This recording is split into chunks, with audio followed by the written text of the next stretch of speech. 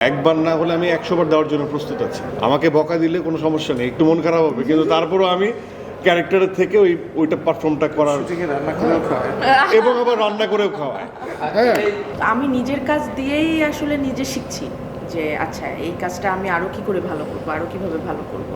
আমি মনে হয় আমার কাজ দেখে সব থেকে বেশি আমি ভুল ধরি এবং এটা প্রচুর হয় যে এই যে সবার সাথে আমি একবার দুবার দেখেছি হলে, আমি একা একা গিয়ে হলে এই ছবিটা আবার দেখব এবং তারপর ওখান থেকে আমি নিজে নিজেই নোট করব যে এই জায়গাটা আমি ভালো করেছি, তার মানে এটা আমার কন্টিনিউ করতে হবে, এই জায়গাগুলো আমি আরও ভালো করতে পারি বা আমার করা উচিত, সেই জায়গাগুলো আমি নোট করব।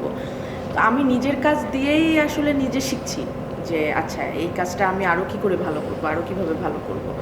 এবং অলওয়েজ আমার মনে হয় যে আচ্ছা এরপরে চরিত্রটা কী আসতে পারে আমার কাছে, ওই চরিত্রটাকে আমি আলাদা কিভাবে করবো আমার থেকে।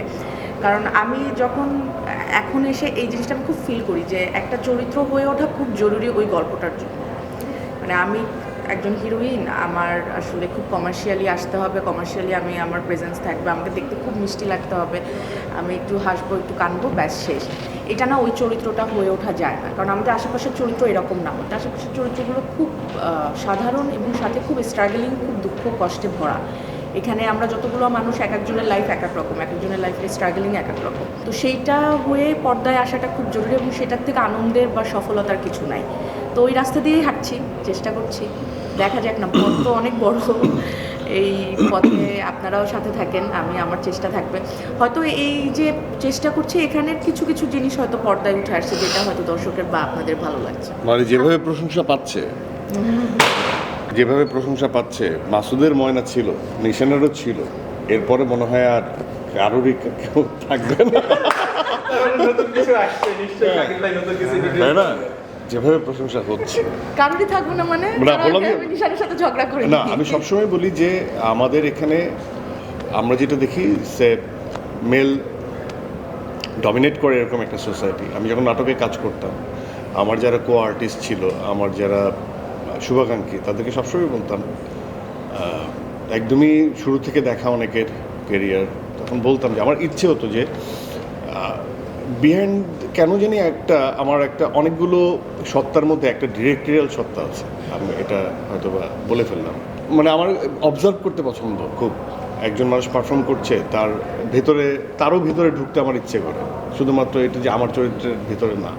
এই জন্য আমার সামনের মানুষের কাউন্টার পর্যন্ত, মানে ডায়ালগের কাউন্টার পর্যন্ত মুখস্থ থাকে, এটা হয়ে যায়, আপনি হয়ে যায়, কেন জানি হয়ে যায়। তো আমার সবসময় ইচ্ছে হয় যে বাংলাদেশের মতো জায়গায় নারী প্রধান যে গল্পগুলো নারীদেরকে এনলাইট করে, নারীদের যে জার্নি, নারীদেরকে ওয়েলকাম করে, এ ধরনের পুরুষশাসিত সমাজে পুরুষতান্ত্রিক গল্পই চলে বেশি, তাই না? আমাদের এই সাবকন্টিনেন্টে এরকমই ইন্ডাস্ট্রিটা।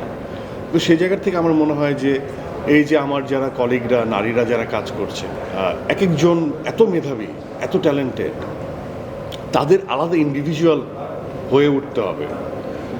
কেউ কারো নায়িকা, এটার বাইরে একজন পারফর্মারের যে অস্তিত্ব, সেটা শুধুমাত্র নায়িকা বললেও ভুল হবে, একদম প্রধান চরিত্র, একটা সাপোর্টিং ক্যারেক্টার আমরা বলি না অনেক সময়। আমি বলছি প্রত্যেকটা ইন্ডিভিজুয়ালের গ্রহণযোগ্যতা আলাদা, প্রত্যেকটা ইন্ডিভিজুয়াল যারা ইন্ডিভিজুয়াল হয়ে উঠতে পারবে তারাই আসলে পারফর্মার।